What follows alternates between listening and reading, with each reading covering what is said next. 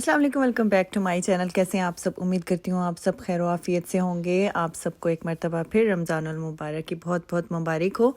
आज मैं आप लोगों के साथ रमज़ान का डे 1 शेयर कर रही हूँ। इस वक्त सहरी का टाइम नहीं है, लेकिन सहरी से पहले मैं उठ गई थी 3 बजे। अच्छा, जब आप किसी चीज़ की डेप्थ में जाते हो ना, तो तब आपको उस चीज़ का अंदाज़ा होता है। जब मैंने इस चीज़ को रियलाइज़ किया कि रमज़ान जो है वो प्रैक्टिस का महीना है, तो इसलिए मुझे जब कोई चीज़ प्रैक्टिस करनी होती है थ्रू आउट द ईयर, जो मैं चाहती हूँ कि मैं वो करती रहूँ, तो मैं उसकी प्रैक्टिस रमज़ान के महीने में करती हूँ। और यकीन करें, ये चीज़ जो है वो वाकई में वर्क करती है। आप फिर उस चीज़ की प्रैक्टिस आपकी इतनी ज़्यादा पुख्ता हो जाती है कि वो पूरा साल आप वो चीज़ करते हैं। कोई काम अगर आप करना चाहते हो अच्छा, तो वो फिर आप करते रहते हैं। इस चीज़ को मैंने एक्सपीरियंस किया है, पर्सनल एक्सपीरियंस है, इसलिए आप लोगों से शेयर कर रही हूँ। तो अगर आप लोगों में से भी किसी ने किसी चीज़ को अडॉप्ट करना हो, कोई अच्छी आदत को अडॉप्ट करना हो, तो आप उसकी जो प्रैक्टिस है ना वो इस महीने करें। अगर नीयत आपकी साफ़ होगी और इरादा आपका पुख्ता होगा, तो अल्लाह ताला आपकी ख़ुद मदद करेंगे। तो अभी यहाँ पे सहरी का टाइम हो चुका था, बन रहे थे यहाँ पे पराठे, पेड़े बना के रख दिए थे। और अभी मैं यहाँ पे एक गिफ्ट ओपन कर रही हूँ, जो कि रात मेरी फ्रेंड ने भिजवाया था। रमज़ान गिफ्ट है ये, जिसमें रूह अफ़ज़ा था और साथ में खजूर थी। इस तरह के जो रिवायती तोहफ़े होते हैं ना, वो बड़े अच्छे लगते हैं, चाहे वो ईद का हो या फिर रमज़ान का हो। तो अभी यहाँ पे पेड़े जो है वो थोड़े से एडजस्ट हो गए थे। तो अगर आटा ठंडा होना तो थोड़ी देर पहले उसको बना के रख लें, तो फिर पराठे बनाना आसान हो जाता है। तो अभी मैं यहाँ पे मसाला पराठा बना रही हूँ। 2 किस्म के पराठे आप लोगों के साथ शेयर करूँगी, एक मसाला पराठा और दूसरा जो है वो सिंपल, मतलब बल वाला जो पराठा होता है, ऊपर से क्रंची मिलेगा और अंदर से जो है वो सॉफ्ट होगा। मुझे इस तरह के पराठे बहुत अच्छे लगते हैं। तो अभी मैं यहाँ पे फ़िलहाल मसाला पराठा बना रही हूँ, जिसमें मैंने मसाले शामिल किए हैं, लाल मिर्च पाउडर, चिली फ्लेक्स और चाट मसाला। थोड़ा सा मैंने इसमें धनिया और बारीक जो है वो सब्ज़ मिर्च भी काट के इसमें शामिल की है। तो इसको हम कटर की मदद से स्ट्रिप्स में काट लेंगे, फिर उसके बाद इन स्ट्रिप्स को आपस में फ़ोल्ड करके पराठे का पेड़ा बना लेंगे। अच्छा, सहरी में ना पराठा खाना एक फेस्टिविटी लगता है। जैसे मैं जो है वो नॉर्मल रूटीन में इतना रेगुलर होके पराठा नहीं खाती हूँ, लेकिन रमज़ान में अगर पराठा सहरी में मिल जाता है तो बड़ा अच्छा लगता है। लेकिन कभी कभार ये है कि भूख नहीं होती है तो नहीं अच्छा लगता, लेकिन फिर वेट गेन होने का भी खदशा होता है। उसके लिए भी शायद मैं आप लोगों के साथ एक वीडियो शेयर करूँ, आप लोगों के लिए बहुत यूज़फुल रहेगी कि सब कुछ खाते हुए जो है वो आप अपना वेट कैसे कम कर सकते हैं। आप सहरी भी इंजॉय करें और इफ्तारी में भी जो आप खाना चाहते हैं वो खा सकते हैं। तो यहाँ पे मैंने एक मसाला पराठा बनाया, बाकी प्लेन पराठे बनाऊंगी, क्योंकि बच्चे प्लेन पराठा ही खाएंगे। मसाला पराठा मैंने हस्बैंड के लिए बनाया है, खुद भी मैं प्लेन खाऊंगी और बच्चों के लिए भी मैं प्लेन बना रही हूँ। वैसे तो बहुत सारे तरीके हैं पराठे बनाने के, लेकिन मैं वो चूज़ करती हूँ जो प्रैक्टिकल भी हो, आसान हो, जल्दी से बन जाए। तो मैंने यहाँ पे रोटी को बेल लिया है, फिर उसके बाद उसके ऊपर मैंने घी लगा लिया था, थोड़ा सा उसके ऊपर खुश्का मैंने डाला है, कट लगा के इस तरीके से मैं उसको रोल कर रही हूँ। और फिर इसको हम फोल्ड कर लेंगे, एक पेड़ा सा बना लेंगे पराठे का। तो ये आसान है, जल्दी से बन जाता है, मैं तो इसी तरीके से बना लेती हूँ। और ये पराठा जो है वो अंदर से सॉफ्ट होता है और ऊपर से क्रंची होता है। अगर पूरा क्रंची पराठा हो ना तो वो मुझे नहीं अच्छा लगता, और ज़रा मेरे बच्चे भी जो है वो ज़्यादा कड़क पराठे नहीं खाते हैं। और यहाँ पे हुरब भी उठ के बैठ गई थी जब मेरा अलार्म बजा था, तो उसे लगा शायद स्कूल का टाइम है, तो इसलिए वो भी इस गलत फहमी में उठ के बैठ गई थी।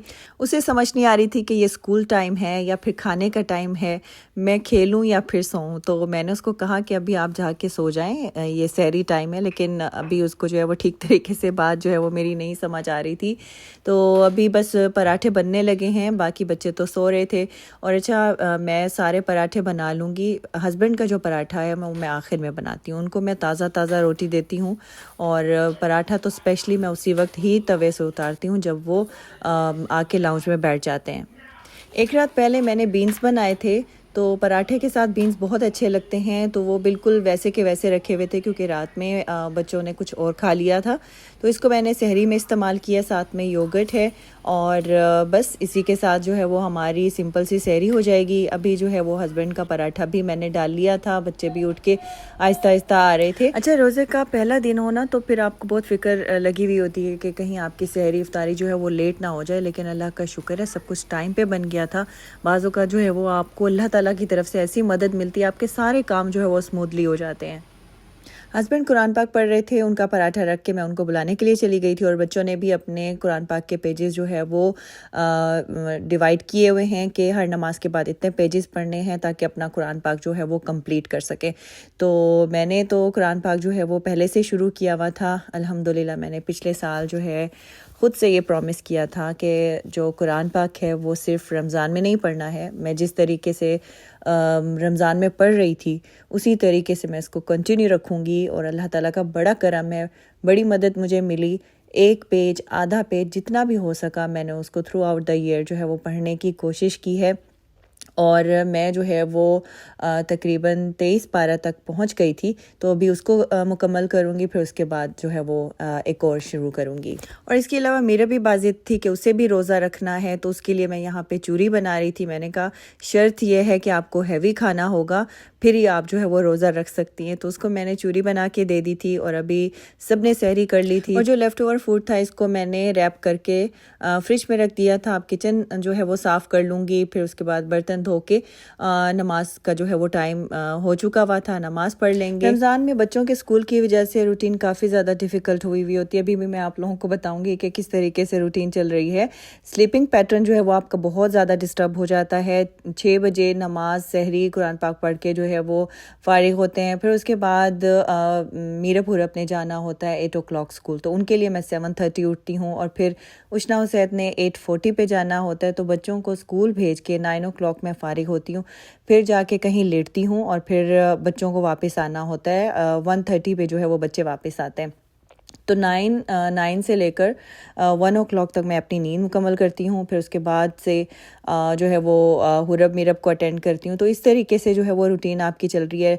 कभी रात को सो लेती हूँ, कभी नहीं सोती हूँ। तो इस तरह से जो है वो नींद का पैटर्न बहुत ज़्यादा डिस्टर्ब होता है। सहरी के बाद और बच्चों को स्कूल भेजने के टाइम तक आपको नींद भी नहीं आती है, तो उस वक्त बड़ा सर में दर्द होने लग जाता है। तो अभी मैं यहाँ पे हुरब का लंच पैक कर रही थी। कोशिश कर रही हूँ कि ऐसा लंच दूँ जो जल्दी से जो है वो पैकअप हो जाए और बच्चों को जो है वो फिर मैं स्कूल भेज के आराम से सो जाऊं। और अब ये है असर का वक्त और इफ्तार बनाने के लिए जब मैं किचन में गई तो फिर देखा कि बनानास नहीं थे और योगर्ट भी कम पड़ रहा था। तो बस ये 2 चीज़ें हैं जो डेली बेसिस पे काफ़ी ज़्यादा इस्तेमाल हो जाती हैं और उसकी मुझे ज़रूरत थी। तो फिर मैंने गाड़ी निकाली और मार्केट चली गई। इस वक्त हस्बैंड सोए हुए होते हैं, इसलिए मैं उनको डिस्टर्ब नहीं करती। कभी उसैद को भेज देती हूँ तो कभी मैं खुद चली जाती हूँ। तो अभी भी उसैद मेरे साथ है। उसने कहा मामा मैं भी आपके साथ चलूँगा। हालांकि आज मैं उसको कह रही थी कि आज आपने मेरे साथ नहीं चलना, मैं खुद ही जाऊंगी, बहुत हो गई है, मैं इंडिपेंडेंटली चला सकती हूँ, आप लोग क्यों मेरे साथ ऐसे बैठ जाते हैं। खैर उसैद तो मुझे जो है वो रास्ता बताने के लिए बैठ जाता है, लेकिन अभी जो करीबी मार्केट का रास्ता है वो मैंने अच्छे से याद कर लिया हुआ है। बाहर निकली तो बहुत ज़्यादा गर्मी महसूस हो रही थी। तो बस वही मैं कह रही थी कि आप घर बैठे हो तो आपको पता नहीं चलता रोज़े का। तो थोड़ी देर के लिए मैं निकली हूँ तो मुझे प्यास महसूस होने लग गई। यहाँ पे मुझे ये कुनाफा की जो डो होती है वो नज़र आ गई, तो मैंने वो भी उठा ली। हालांकि इसका मेरा इरादा नहीं था लेने के लिए। मैं आई तो सिर्फ योगर्ट और बनानास और एग्स लेने के लिए आई थी, लेकिन वो मुझे नज़र आ गया। तो मैंने कहा चलें मैं किसी दिन जो है वो कुनाफा भी बनाऊँगी और आप लोगों के साथ रेसिपी शेयर करूँगी। बनानास इतना फ्रेश नहीं थे, लेकिन फिर भी मैंने उठा लिए। 1-2 दिन तक वो जो है वो पक जाएंगे तो फिर ही इस्तेमाल होंगे। अभी घर चल के करते हैं इफ्तार की तैयारी और मैं जो है वो कोशिश करूँगी कि आप लोगों के साथ रमज़ान में हेल्दी और ऐसी रेसिपी शेयर करूँ जिसमें आपका भी टाइम कम लगे और मेरा भी। तो अभी बस मैं घर पहुँच गई थी, जो ग्रोसरी करके आई हूँ वो समेटूँगी। यहाँ पर मैंने एग्स वॉश कर लिए थे, फिर उसके बाद अभी मैं इसको जो ऑर्गेनाइज़र है इसमें रख के फ्रिज में रख दूँगी। और अभी मैं यहाँ पे जो है वो बोनलेस चिकन काट रही हूँ। मुझे बनाने हैं जी चिकन चीज़ स्लाइडर्स। बहुत मज़े के ये स्लाइडर्स बने थे, आप इसको ज़रूर अपनी इफ्तारी में ट्राई करना। अच्छा, चूँकि बच्चे भी रोज़ा रखते हैं ना, तो उनके लिए फिर कोई ऐसी चीज़ हो जिनसे जो है वो बच्चों का भी पेट भर जाए और हेल्दी ऑप्शन भी हो। तो चिकन है, बच्चों के लिए प्रोटीन है और सही है, बच्चे जो है वो खा के खुश भी हो जाएंगे। बच्चों को थोड़ा फैंसी जो है वो स्नैक चाहिए होता है, और फिर माँ को तसल्ली चाहिए होती है कि अच्छा बच्चों ने पेट भर के खा लिया है। चिकन में मैंने बेसिक से मसाले शामिल किए हैं, अदरक लहसुन पेस्ट शामिल किया था, उसके बाद मैंने इसमें लाल मिर्च पाउडर और चिली फ्लेक्स ऐड किए थे, नमक ऐड किया है, साथ ही थोड़ा सा मैंने इसमें योगर्ट ऐड कर दिया था और टिक्का मसाला भी ऐड किया था। ऑप्शनल है, आप चाहे तो उससे स्किप भी कर सकते हैं। बेसिक से जो भी मसाले आप अपनी चिकन मैरिनेशन में ऐड करना चाहें कर सकते हैं।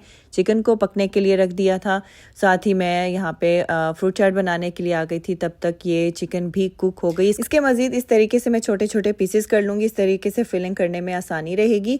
तो बस अब मैं इसमें कुछ शिमला मिर्च काट के डाल दूँगी और साथ ही मैं इसमें चीज़ ऐड कर दूँगी ताकि एक इसका जो टेक्सचर है वो क्रीमी सा हो जाए, और फिर बाकी चीज़ जो है वो हम फिलिंग करते हुए ऐड करेंगे और फिर उसको बेक कर देंगे।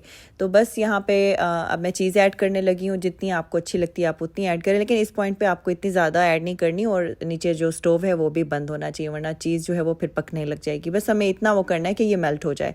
तो अभी आपने डिश को बटर से ग्रीस कर लेना है, उसके बाद आप अपने स्लाइडर्स, ये बंस वगैरह जो है, वैसे तो वो ख़ुद भी आप बना सकते हैं, लेकिन वो मेहनत वाला काम है। जो स्लाइडर्स के लिए जो स्पेशल एक ब्रेड भी मिलती है, लोग फिर उसको ख़ुद भी बनाते हैं, वो बहुत मुश्किल काम है। बंस इस तरीके से मिल जाए तो आप इसी तरीके से भी बना सकते हैं, ज़रूरी नहीं है कि आप या तो स्पेशल कोई ख़रीदें, आप ये वाले बंस भी इस्तेमाल कर सकते हैं। तो अभी मैं इसकी जो ऊपर वाली लेयर है वो रिमूव कर रही हूँ फ़िलहाल, और अभी मैं इसमें जो है वो सॉस लगा दूँगी। आप अपनी पसंद की कोई भी सॉस यूज़ कर सकते हैं। मैं इस वक्त केचप इस्तेमाल कर रही हूँ। बेहतर ये है कि आप या तो गार्लिक सॉस लगाएं या जो भी आपको पसंद है आप वो सॉस लगा के फिर उसके बाद जो चिकन की फिलिंग है वो हम कर देंगे। फिर उसके बाद जो लास्ट लेयर होगी वो मज़ीद चीज़ की होगी। और अच्छा, मैंने तो ये दूसरी जो श्रेडेड चीज़ है वो इस्तेमाल कर रही हूँ। आप चीज़ स्लाइस का भी इस्तेमाल कर सकते हैं, अगर वो करेंगे तो ज़्यादा अच्छे तरीके से वो जो चीज़ मेल्ट होके दिख रही होती है ना, तो उस तरह से फ़ील होगा, लेकिन खैर ये भी चलेगी। तो बस अभी देखें, मैं इसके ऊपर चीज़ की फिलिंग कर रही हूँ। मज़ीद इसके ऊपर मैं थोड़े से चिली फ्लेक्स ऐड कर दूँगी और इसको मैं रख दूँगी। उस वक्त बेक करूँगी जब इफ़्तार का टाइम होगा, क्योंकि ये 5 मिनट में चीज़ मेल्ट हो जाएगी। हमें कुछ इसे कुक तो करना नहीं है, सिर्फ हमें इतनी देर के लिए बेक करना है कि चीज़ मेल्ट हो जाए।